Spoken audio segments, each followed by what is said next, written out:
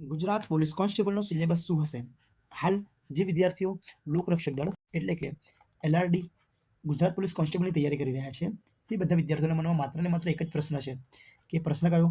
કે સર આનો સિલેબસ શું હશે? અભ્યાસક્રમ શું હશે? કારણ કે હાલથી અમારે પ્રિપેરેશન ચાલુ કરવી હોય, હજુ તો ઘણો સમય છે પ્રિપેરેશન ચાલુ કરવી હોય, તો પછી અમારે અભ્યાસક્રમ જરૂરી છે. કે અભ્યાસક્રમ શું હશે તેની માહિતી આપશો, જેથી આપણે આજે વિડીયો અભ્યાસક્રમ વિશે બનાવવાના છીએ. કે તમારે જે પેપર આવશે તે બે ભાગમાં વહેંચાયેલું હશે. એક છે પાર્ટ એ એન્ડ બીજું છે પાર્ટ બી. સર પાર્ટ એમાં શું આવશે, પાર્ટ બીમાં શું આવશે, તે અંગે આપણે વાતો કરવાના છીએ. રાઈટ. હવે પેપર એકમાં જે તમારું પ્રિલિમ્સની એક્ઝામ છે, પ્રિલિમ્સ એક્ઝામ છે, તેમાં પાર્ટ એમાં કયું સબ્જેક્ટ આપવામાં આવ્યા છે. હવે તમને અગાઉ જાણ કરી લઈએ કે આ જે એક્ઝામ છે એ MCQ બેઝ ટેસ્ટ રહેવાની છે. કે આમાં તમારે જે ABCD આવે છે તેમાં તમારે કોઈ પણ ઉપર જે બબલ્સ આપણે ફિલ કરીએ છીએ બસ એ કરવાના છે. રાઈટ. એટલે સમજી ગયા કે OMR ટેસ્ટ રહેવાના છે. MCQ બેઝ 4 ઓપ્શન હશે, તેમાંથી એક સિલેક્ટ કરવાનો છે. MCQ બેઝ ટેસ્ટ છે. Part A and part B માં એક્ઝામ રહેવાની છે. રાઈટ. હવે આપણે વાત કરીએ કે પાર્ટ એમાં શું હશે, તો તેમાં સૌપ્રથમ જાણી લઈએ કે sir reasoning and data interpretation રહેવાનું છે. રિઝનિંગ કેટલા માર્ક્સનું રહેવાનું છે? તે રહેવાનું છે 30 માર્ક્સ, એટલે કે 30 માર્ક્સનું તમારે રિઝનિંગ રહેવાનું છે. ક્વોન્ટિટી એપ્ટિટ્યૂડ એટલે કે મેથ્સ રહેવાનું છે 30 માર્ક્સનું. And comprehensive in English language એ તમારે રહેવાનું છે 20 માર્ક્સનું. એટલે ઓલમોસ્ટ 30 ને 30 60, 60 અને 20 80, 80 માર્ક્સનું તમારે પાર્ટ એ રહેવાનું છે. તમારે પાર્ટ એ છે એ કેટલા માર્ક્સનું? 80, જેમાં 30 માર્ક્સ રિઝનિંગના છે, 30 માર્ક્સ કોના છે? મેથ્સ. એન્ડ 20 માર્ક્સ કોના છે? ગુજરાતી લેંગ્વેજ. સમજી ગયા મિત્રો? હવે આપણે વાત કરીએ કે સર પાર્ટ એ તો પતી ગયું. કે પાર્ટ એમાં ખબર પડે કે reasoning, maths and comprehension in English language. હવે અંદર ડિટેલ્સમાં વાત કરવા જઈએ તો સર રિઝનિંગમાં verbal and non verbal reasoning આવશે. પછી તમારે સિટિંગ અરેન્જમેન્ટના દાખલા આવવાના છે. ત્યારબાદ સિટિંગ અરેન્જમેન્ટમાં કયા હોય કે એક સ્ક્વેરમાં બેઠા હોય, રાઈટ, અથવા તો પછી એક સર્કલમાં બેઠા હોય કેન્દ્રની તરફ મુખ રાખીને, અથવા તો હરોળમાં બેઠા હોય ઉત્તર અથવા તો દક્ષિણ તરફ મોં રાખીને, આવા દાખલા હશે. પછી BR એટલે કે તમારે બ્લડ રિલેશન પૂછવાના છે. બ્લડ રિલેશન તે રિઝનિંગમાં આવશે. ત્યારબાદ કે સિરીઝ તમારે આવશે રિઝનિંગમાં સૌથી મહત્વની. હવે સિરીઝમાં તમને ખબર છે કે એક હોય ન્યુમેરિકલ એન્ડ એક બીજું હોય આલ્ફાબેટિકલ.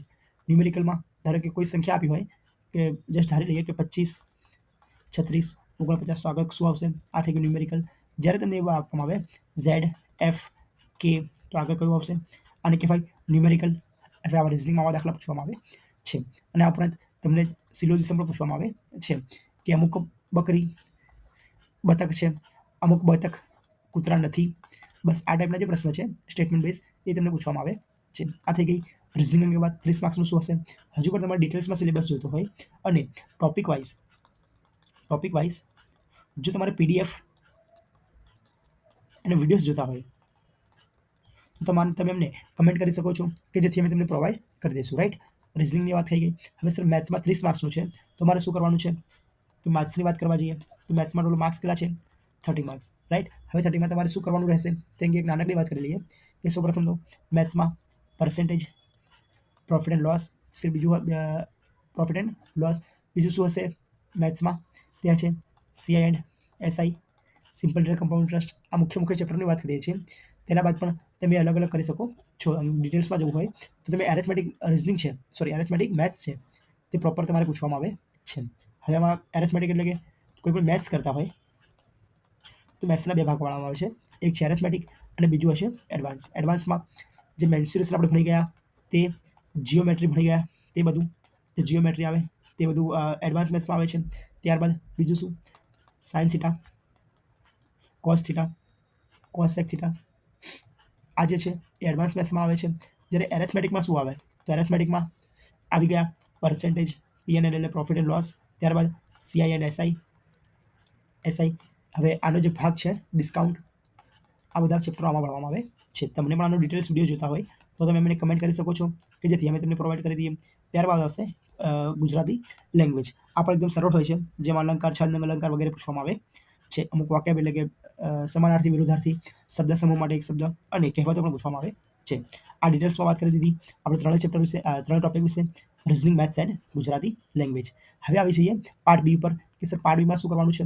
કે પેપર 1માં જે પાર્ટ 20 છે તેમાં અમારે શું કરવાનું રહેશે, રાઈટ? હવે પાર્ટ બીમાં તમારે જે ધ ઇન્ડિયન કોન્સ્ટિટ્યુશન છે, ભારતનું બંધારણ છે, તે કેટલા માર્ક્સનું છે? 30 માર્ક્સનું તમારે રહેવાનું છે, રાઈટ? સમજી ગયા? જે ઇન્ડિયન પોલિટી છે, ઇન્ડિયન કોન્સ્ટિટ્યુશન છે, તે તમારે કેટલા માર્ક્સનું? ભારતનું બંધારણ 30 માર્ક્સનું રહેવાનું છે. હવે તમે આમાં જે સિલેબસ હોય તે અકોર્ડિંગ વાંચવાનું ચાલુ કરશો કે જેથી સારી સરળતા રહે. આવી જઈએ સૌપ્રથમ ભારતીય બંધારણનો ઉદ્ભવ અને વિકાસ કેવી રીતે થયો? ઉદ્ભવ અને વિકાસ, ત્યારબાદ લાક્ષણિકતાઓ, કે ભારતના બંધારણની લાક્ષણિકતાઓ શું છે? આમુખ સાથે સંકળાયેલ શબ્દો અને તેની સુધારાઓ થયા હતા. કેશવાનંદ ભારતી, પછી એલઆઈસી ઓફ ઇન્ડિયા વગેરે જે એના અંગેના જે પણ કોર્ટ કેસ હોય મહત્વના, તે પણ તમારે યાદ રાખવાના રહેશે. ત્યારબાદ મૂળભૂત અધિકારો શેમાંથી લેવામાં આવ્યા હતા, કેટલા છે? મૂળભૂત અધિકારોના ડિટેલ્સમાં તમારે વાંચવાનું રહેશે. ત્યારબાદ ફરજો, મૂળભૂત ફરજો પણ ખૂબ જ અગત્યનું છે. તેના બાદ આવી છીએ ડીપીએસપી, એટલે કે રાજ્યનીતિના માર્ગદર્શક સિદ્ધાંતો. આમાં જે અમુક જે શું કહેવાય 44મો અનુચ્છેદ કયો છે, 45મો કયો છે, 32મો તો આમાં નહીં આવે, એટલે તમારે આ બધા યાદ રાખવાના રહેશે, રાઈટ? હવે આવી જઈએ કે સર આ અનુચ્છેદ યાદ રાખવાના છે, ભાગ યાદ રાખવાના છે. ત્યારબાદ બંધારણની જોગવાઈઓ ખૂબ જ મહત્વની. બંધારણીય સુધારાઓ ખૂબ જ મહત્વનો ભાગ ભજવે છે. બંધારણ સુધારાઓ અને તેની પ્રક્રિયા કઈ છે તે પણ તમારે કરવાનું રહેશે. અને જે બેઝિક સ્ટ્રક્ચર છે, ફંડામેન્ટલ સ્ટ્રક્ચર બેઝિક, તે તમારે યાદ રાખવાનું રહેશે કે આંતરિક માળખામાં જે સ્ટ્રક્ચર છે તેમાં કોનો સમાવેશ કરવામાં આવે છે. આ બધું આવશે. આગે જે ટોપિક છે એમાં બીજામાં શેનો સમાવેશ કરવામાં આવશે કે સંઘ અને રાજ્યોની જવાબદારીઓ, રાઈટ? આવી જઈએ કાર્યો અને જવાબદારીઓ, સંસદીય વ્યવસ્થા, સંસદ અને રાજ્યની વિધાનમંડળો, તેનું માળખું, કે અધ્યક્ષની અમુક જે વિશેષતા હોય તે, ઉપાધ્યક્ષની વિશેષતાઓ, રાજ્યસભા, લોકસભા, વિધાનસભા, વિધાનમંડળ, માળખું, કાર્યો, સત્તા, વિશેષ અધિકારો, રાષ્ટ્રપતિ અને રાજ્યપાલની ભૂમિકા, કે રાષ્ટ્રપતિના બધા જ અનુચ્છેદો, તેનો મહાભિયોગ, રાજ્યપાલની નિયુક્તિ, તેને હટાવવાની પ્રક્રિયા, તેના બાદ તેની સત્તાઓ, કાર્યપાલિકાઓ અને ન્યાયપાલિકા. ન્યાયમાં સુપ્રીમ કોર્ટ આવી ગઈ, અને આવી ગઈ હાઈકોર્ટ, અને અન્ય જે અદાલતો હોય છે તે પણ તમારે પ્રિપરેશન કરવાની રહેશે. ત્યારબાદ આગળ આવીએ કે આગળ બીજું શું કરવાનું? સમવાય તંત્ર તથા કેન્દ્ર રાજ્યના સંબંધો. જે રાજ્ય એન્ડ કેન્દ્ર છે તે બધાના સંબંધો વિશે તમારે કરવાનું રહેશે. ત્યારબાદ બંધારણીય સંસ્થાઓ, નિયમનકારી, અર્ધન્યાયિક સંસ્થાઓ. જે અર્ધન્યાયિક સંસ્થા છે તેની પર તમારે વાંચવાનું રહેશે. ત્યારબાદ પંચાયતી રાજ ખૂબ જ મહત્વનું, અને સ્વરાજ્ય સંસ્થાઓ તમારે ભારતના બંધારણમાં વાંચવાની રહેશે. ભારતના બંધારણમાં વાત કરી કેટલો ટોપિક કેટલા છે? 5 ટોપિક છે. ઓલમોસ્ટ તમારે બધું વાંચવાનું છે, પણ જો તમે આ પ્રમાણે વાંચો તો સારું એવું રહેશે. હવે તેને બાદ આવી જઈએ કે સાહેબ બીજા નંબર પર શું છે? તો બીજા નંબર પર હશે current affairs, science and technology અને જનરલ નોલેજ. આ તમારે કેટલા માર્ક્સનું છે? 40 માર્ક્સનું રહેવાનું છે. ભારતનું બંધારણ કેટલા માર્ક્સનું હતું? બંધારણ હતું 30 માર્ક્સનું. આ કેટલા માર્ક્સનું રહેવાનું છે? 40 માર્ક્સનું. સમજી ગયા? હવે કરંટ અફેર્સમાં રોજબરોજના બનાવો, જે કરંટ અફેર્સ આપણે વાંચીએ છીએ ન્યૂઝપેપર, તે તમને પૂછવામાં આવશે. ત્યારબાદ કરંટ અફેર્સ પતી ગયું. વિજ્ઞાન ટેકનોલોજી, સાયન્સ એન્ડ ટેકનોલોજીમાં તમારે શું વાંચવાનું હશે કે તેમાં રોજબરોજના જીવનમાં વિજ્ઞાન અને ટેકનોલોજી, તેમાં ફર્સ્ટ નંબરે શું છે? ખાદ્ય સામગ્રીના પ્રાપ્તિ સ્થાન, આહારના ઘટકો, પાક ઉત્પાદન, વ્યવસ્થાપન, અન્ય સ્ત્રોતોમાં સુધારણાઓ. આ બધું તમારે વાંચવાનું રહેશે. ત્યારબાદ બીજા નંબરે શું છે? સજીવોના લક્ષણો, સજીવોમાં વિવિધતા, પોષણ, અનુકૂલન, સજીવોના વિવિધ અંગો અને તંત્રો, સજીવોનું સંરક્ષણ તમારે વાંચવાનું રહેશે. ત્યારબાદ આપણી આસપાસ થતા ફેરફારો, ભૌતિક અને રાસાયણિક ફેરફારો તમારે વાંચવાના રહેશે. આજ આપણે શેની વાત કરી રહ્યા છીએ? સાયન્સ એન્ડ ટેકની વાત કરી રહ્યા છે, રાઈટ? આપણે થર્ડ નંબર પર આવી જઈએ. આપણી આસપાસ થતા ફેરફારો, ભૌતિક અને રાસાયણિક ફેરફારો, અંતર, બળ, ગતિ, દબાણ, ઘર્ષણ, ગુરુત્વાકર્ષણ કાર્ય અને ઉર્જા તમારે વાંચવાનું રહેશે. ત્યારબાદ વિદ્યુત અને પરિપથ, ખૂબ જ અગત્યનું. વિદ્યુત પ્રવાહ અને તેની અસરો, કુદરતી અને કૃત્રિમ રેસા, કાપડ અને પ્લાસ્ટિક, ખૂબ જ અગત્યનું છે. આ એસિડ, બેઝ અને ક્ષાર, આ તમારે પીએચ માપને જે હોય તે બધું આમાં યાદ રાખવાનું રહેશે. ત્યારબાદ 8મા નંબરે ચુંબક, ઉષ્મા, ધ્વનિ, દહન, ધાતુ, અધાતુ, કોલસો અને પેટ્રોલિયમ.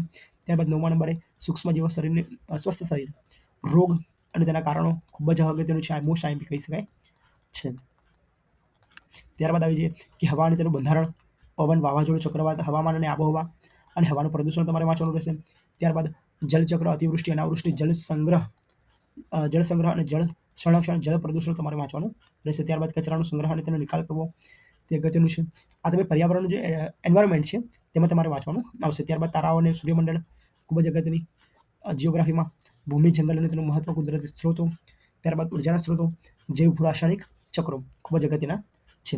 ત્યારબાદ આવી છે જનરલ નોલેજ, એટલે સામાન્ય જ્ઞાન ઉપર, કે સામાન્ય જ્ઞાન તમારે વાંચવાનું રહેશે. ત્યારબાદ હવે આવી જઈએ મુખ્ય ટોપિક પર કે તમારે સ્ટાર્ટ કરવું હોય તો તમે અહીંથી કરી શકો છો. કોઈ પણ વિદ્યાર્થીએ પ્રિપરેશન સ્ટાર્ટ કરવી હોય અને તેના ઇનિશિયલ અથવા બિગિનિંગ સ્ટેજમાં હોય તો તે અહીંથી સ્ટાર્ટ કરી શકે છે.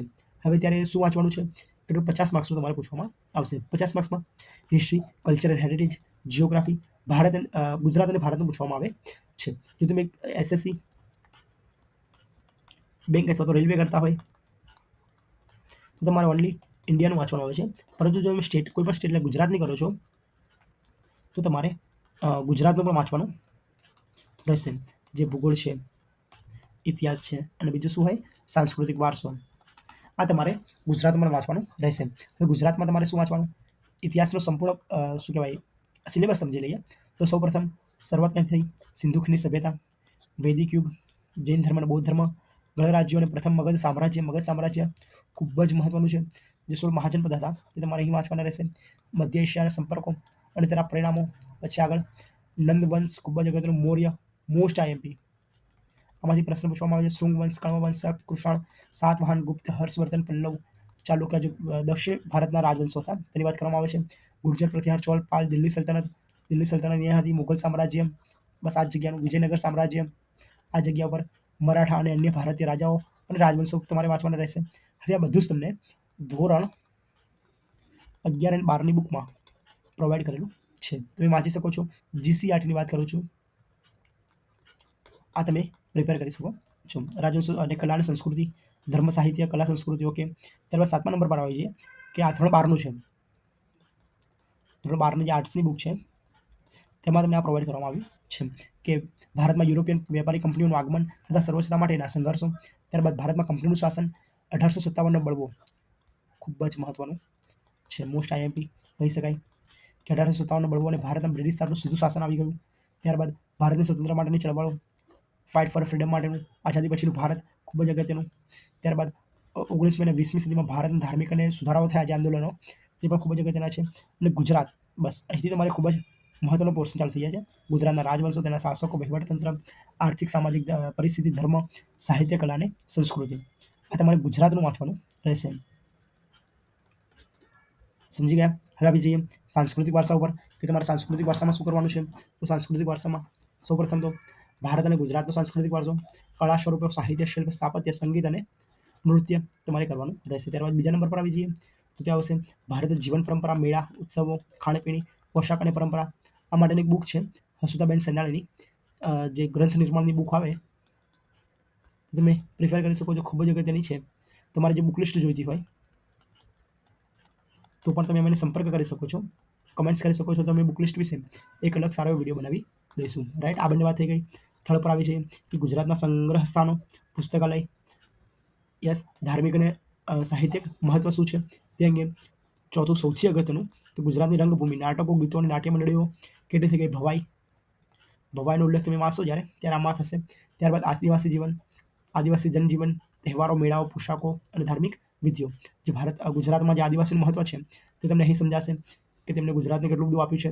તેમના નૃત્યો, તેમની અમુક પરંપરાઓ કેવી છે, મેળાઓ કેવા છે, તહેવારો કેવા છે, તેમનો પોશાક કેવો છે, તેમના નૃત્યો કેવા છે, તમને અહીં જાણવામાં મળશે.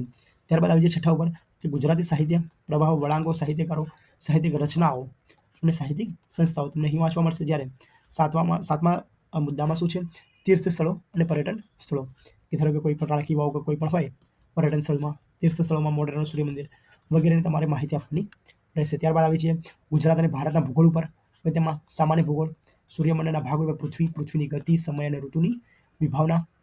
ત્યારબાદ પૃથ્વીની આંતરિક સંરચના કે આંતરિક જે પૃથ્વીની સંરચના છે તે તમારે અહીં કરવાની રહેશે. રાઈટ, ત્યારબાદ મુખ્ય ભૂમિ સ્વરૂપો, તેની લાક્ષણિકતાઓ, વાતાવરણની સંરચના અને સંગઠન, જે વાતાવરણ કેવી રીતે બન્યું અને તેનું સંગઠન કેવી રીતે થયું તે તમારે વાંચવાનું રહેશે. ત્યારબાદ આબોહવા, આ બધું જ તમારે સેમ ધોરણ 11 અને 12ની જે જીસીઆરટીની બુક છે તે તમને પ્રોવાઈડ થઈ જશે. આબોહવાનું મહત્વ, વાયુ, ત્યારબાદ વાતાવરણ, વિક્ષોભ, આબોહવા કે બદલાવ, મહાસાગરો, ભૌતિક, રાસાયણિક, જૈવિક અને જૈવિક લાક્ષણિકતાઓ, જલીય આપત્તિઓ, દરિયાઈ અને ખંડીય સંસાધનો તમને અહીં વાંચવા મળશે. ત્યારબાદ આવી જઈએ કે ભૌતિક ભૂગોળ, સામાજિક ભૂગોળ અને આર્થિક ભૂગોળ. સમજી ગયા મિત્રો? ભૌતિક, સામાજિક અને આર્થિક ભૂગોળ તમારે કરવાનું રહેશે. ત્યારબાદ જે વર્તમાન પ્રવાહના સંદર્ભમાં ભૂગોળ હોય તે તમારે કરવાનું રહેશે. ધારો કે રામસર સાઇટ કોઈ જાહેર કરવામાં આવી હોય તો તેના અંગે રામસર સાઇટ કોને જાહેર કરવામાં આવે છે એ બધું તમારે જે ભૂગોળના અમુક ભાગો હોય તેમાં તમારે જાણવાનું રહેશે, વાંચવાનું રહેશે. સમજી ગયા કે તમારે શું શું વાંચવાનું છે? કે પાર્ટ એ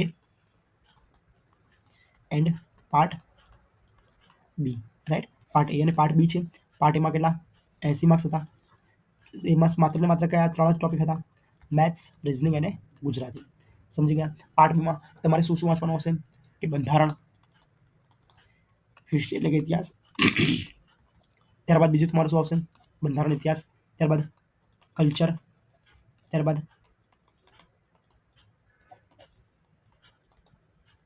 સાયન્સ, ટેકનોલોજી. ત્યારબાદ બીજું તમારે શું વાંચવાનું આવશે આમાં? Current affairs. તેના બાદ ઇકોનોમી તો નથી જ, ભૂગોળ. બસ આ જે અમુક મેં તમને ટોપિક કીધા એ ખૂબ જ મુખ્ય છે, તે તમારે વાંચવાના રહેશે. અહીં આપણે વાત થઈ ગઈ કે કોન્સ્ટેબલનું જે સિલેબસ છે તે શું રહેવાનો છે. હજુ પણ એક સિલેબસ વિશે આપણે ડિટેલ્સમાં વિડીયો બનાવીશું, જેથી તમને વધારે માહિતી મળી જાય કે સર અમારે ઇતિહાસ વાંચવું હોય તો સિંધુકીની સભ્યતાની ક્યાંથી વાંચવું જોઈએ, કેટલા પેજ તેના માટે કરવા જોઈએ, તેના મહત્વના મુદ્દાઓ શું છે, કે મુદ્દાઓ વાંચીને અમે પરીક્ષા પાસ કરી શકીએ. તો તે પણ અંગે આપણે આગળના વિડીયોમાં વાત કરીશું. જો તમે વિડીયોને શેર ના કર્યો હોય તો મિત્રો સાથે શેર કરો, ચેનલને સબસ્ક્રાઇબ કરો અને લાઇક એન્ડ કમેન્ટ કરો. Thank you so much.